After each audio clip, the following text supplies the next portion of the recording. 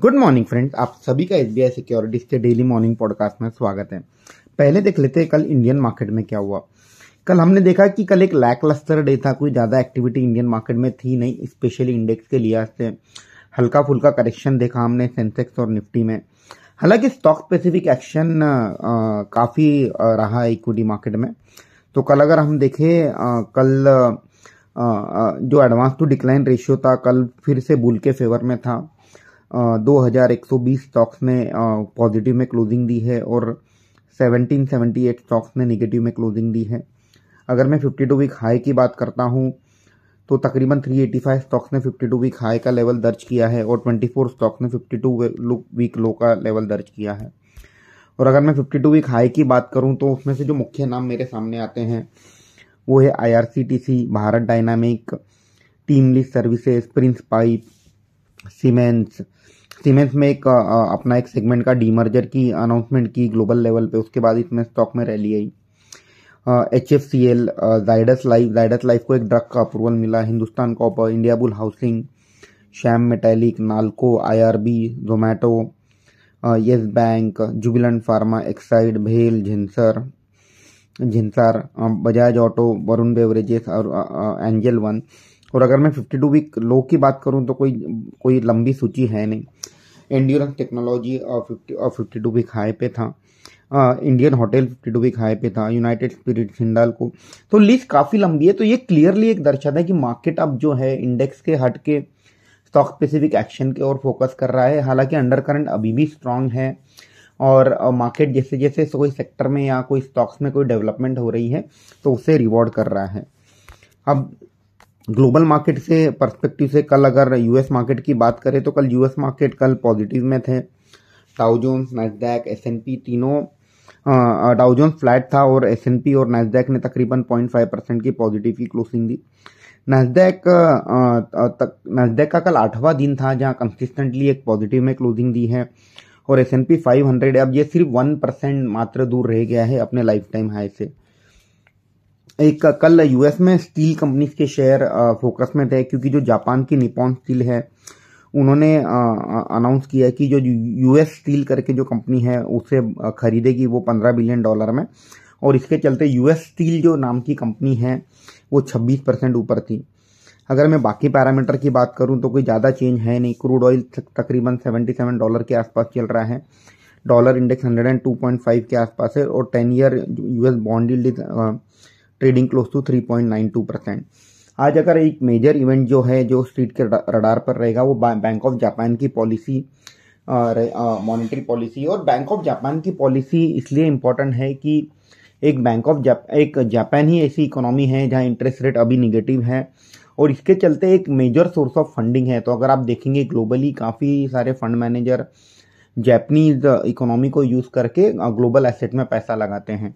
और अब ये एक कंसेंसस बन रहा है कि जापान में अब जो इंटरेस्ट रेट है वो निगेटिव से हट करके मे बी मार्च अप्रैल तक पॉजिटिव हो जाएंगे। और इसका एक रिपरकशन हो सकता है कि जो लोग जापानीज फंड यूज कर रहे थे, जापानीज डिनोमिनेटेड फंड यूज कर रहे थे, उनमें कहीं ना कहीं उनको कॉस्ट ऑफ फंड बढ़ेगी और उसका एक इम्पैक्ट ग्लोबल एसेट पे आ सकता है मीडियम टू लॉन्ग टर्म के लिहाज से।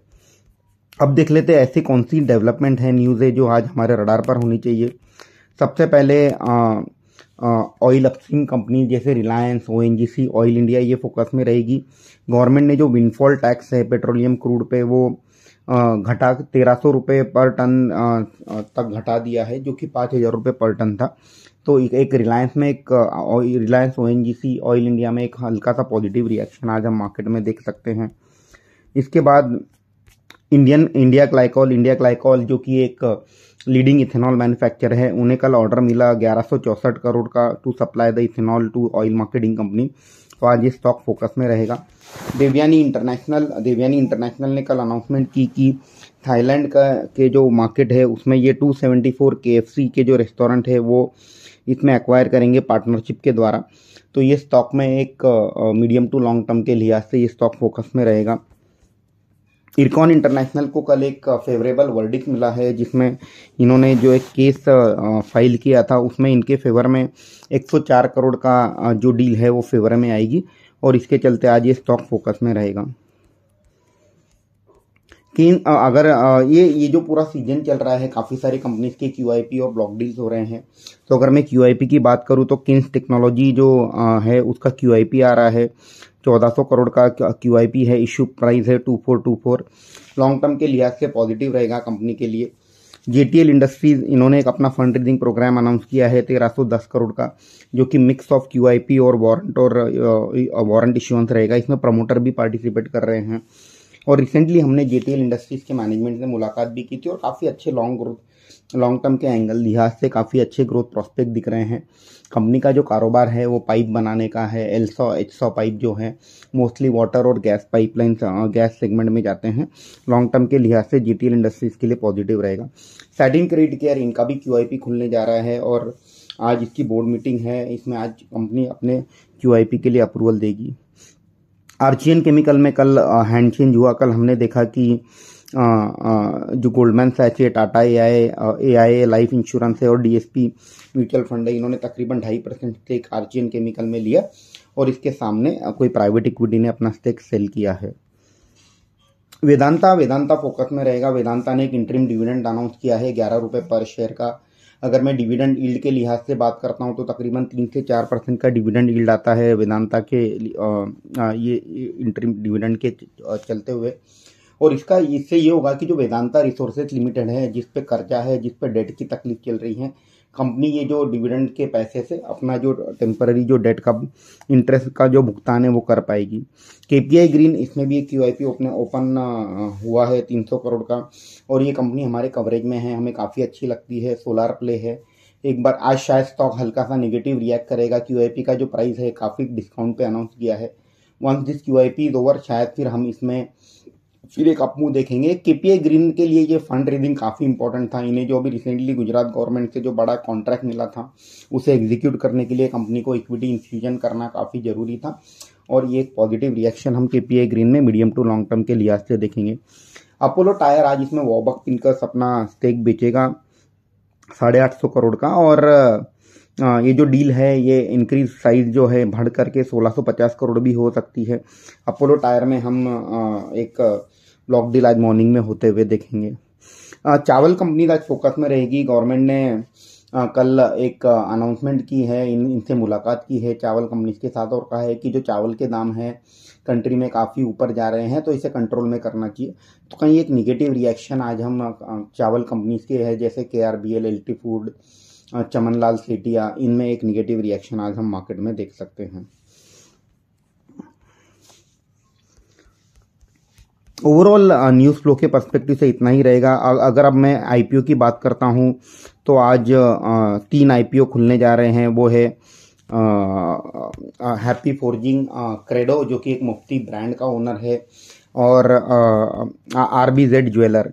तो हमारी जो राय है कि जो तीनों ही कंपनी काफ़ी अच्छी है। हैप्पी फोर्जिंग का डिटेल नोट हमने ऑलरेडी कल शेयर कर दिया है, SBI सिक्योरिटीज़ के वेबसाइट पर भी है, टेलीग्राम चैनल पर भी है। क्रेडो का जो नोट है और RBZ का जो नोट है आज मॉर्निंग में हम रिलीज़ करेंगे।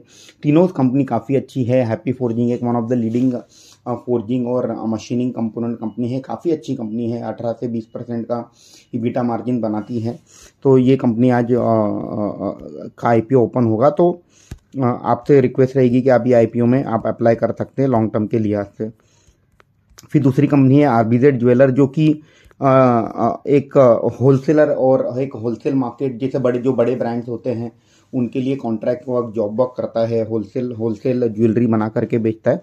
और रिसेंटली इन्होंने एक अपना शोरूम भी खोला है गुजरात में, यहाँ की इन्होंने रिटेल मार्केट में एंट्री की। हालांकि इशू साइज छोटा है, 100 करोड़ का इशू साइज है और ये भी आज इसका IPO खुलने जा रहा है। मुफ्ती का जो ब्रांड है, इसका जो IPO है, कंपनी का नाम है क्रेडो ब्रांड, इसका IPO ओपन होने जा रहा है। और इसे जो ऑफर फॉर सेल है, एंटायर इशू जो है 550 करोड़ का, प्राइस बैंड है 266 to 280 पर शेयर और इसमें भी आपसे लॉन्ग टर्म के लिहाज से अप्लाई करने की सलाह रहेगी। आज दूसरा दिन है मुथूट माइक्रोफिन का। कल पहला दिन 0.8 टाइम सब्सक्राइब हुआ था। मोतीसन ज्वेलर, इसका भी आज दूसरा दिन है, पहले दिन ही 15 गुना सब्सक्राइब हो गया था। और सूरज रियल एस्टेट, इसका आज दूसरा दिन है, ये है 0.7 टाइम की डे 1 पे सब्सक्राइब हुआ था। इन चारों इश्यू में से हमारी आपसे ये राय रहेगी कि सूरज जो रियल एस्टेट है, ये इसका थोड़ा बिजनेस हमें ठीक नहीं लगा, क्योंकि इसमें कंसंट्रेशन रिस्क है। बॉम्बे के बांद्रा टू दादर ये इलाके में सिचुएशन इसमें प्रीडोमिनेंट काम करता है ये बिल्डर, और डेट टू इक्विटी काफ़ी ऊंचा है। तो सूरज रियल इस्टेट को आप एक बार स्किप कर सकते हैं। कंपनी लिस्ट होने के बाद हमें स्टडी कर करके उसके बाद हम इसमें पैसा लगाने की राय देंगे, वो उस वक्त रिव्यू करके। मोतीसन ज्वेलर में one can apply and Muthoot microfinance में भी आप देख सकते हैं। ओवरऑल अगर मैं आज के डिस्कशन का को सम अप करूं तो ओवरऑल एक काइंड ऑफ एक फ्लैटिश डे है। एक मार्केट में हमें एक चीज ध्यान रखना होगा कि जो दिसंबर का मंथ है, 1 दिसंबर से लेके अब तक का जो समय काफी एक एक्जुबरेंस रहा है, काफी अच्छी रैली हमने देखी है, और अब मार्केट में कंसोलिडेशन का फेज आएगा एटलीस्ट इंडेक्स के लिहाज से। तो सेंसेक्स निफ्टी जो है मे भी कुछ टाइम के लिए कंसोलिडेट होंगे और उसके बाद फिर एक अप मूव देखने मिलेगा। और अगर मैं स्टॉक स्पेसिफिक एक्शन की बात करूं तो वो तो काफ़ी एक्टिव है मार्केट में, जिस तरह से स्टॉक में एक्टिविटी चल रही है। हालांकि जो मिड कैप स्मॉल कैप है इसमें काफ़ी एक्जुबरेंस दिख रहा है, और थोड़ा सा हमें बाय ऑन डीप की स्ट्रेटेजी यहाँ फॉलो करना चाहिए। अगर आप लिवरेज लेकर के ट्रेड करते हैं तो जब मार्केट में हल्का फुल्का डीप होगा या प्राइस वाइज या टाइम वाइज करेक्शन हो जाए, थोड़ा मार्केट से फ्रॉथ निकल जाए, उसके बाद बाय ऑन डीप का एक स्ट्रेटेजी बना सकते हैं। एक अलर्ट मैं आपको देना चाहूँगा कि कल गवर्नमेंट ने एक एडवाइजरी इशू की है जिसमें कोविड के रिलेटेड प्रिपरेशन को करने कहा है जितने भी स्टेट्स हैं उनसे। हालांकि ऐसे कोई अलार्मिंग सिचुएशन है नहीं, बट एक जो इवेंट है हमें रडार पर रखना होगा। अगर एक हाइपोथेटिकल सिनारियो है कि कोविड के केसेस बहुत जोर से बढ़ने लगते हैं और इसके कारण हॉस्पिटल में एडमिशन्स होने लगते हैं, लोगों को एडमिट करना पड़ता है, तो इसका एक इम्पैक्ट ओवरऑल कई सेक्टर्स पे, जैसे कंजम्पशन हो गया, मल्टीप्लेक्स सेक्टर हो गया, पीवीआर, आइनॉक्स, इस पे आ सकता है। बट अभी फिलहाल इसके ऊपर हम कॉल नहीं लेंगे। ये जो सिचुएशन है इसे इवॉल्व होने में 15 से 30 दिन और लगेंगे। ये न्यूज़ हमें हमारे रडार पर रखनी होगी।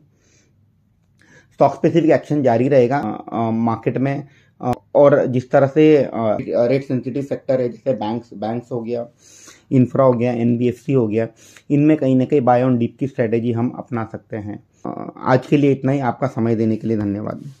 Investment in securities market are subject to market risks. Read all the related documents carefully before investing.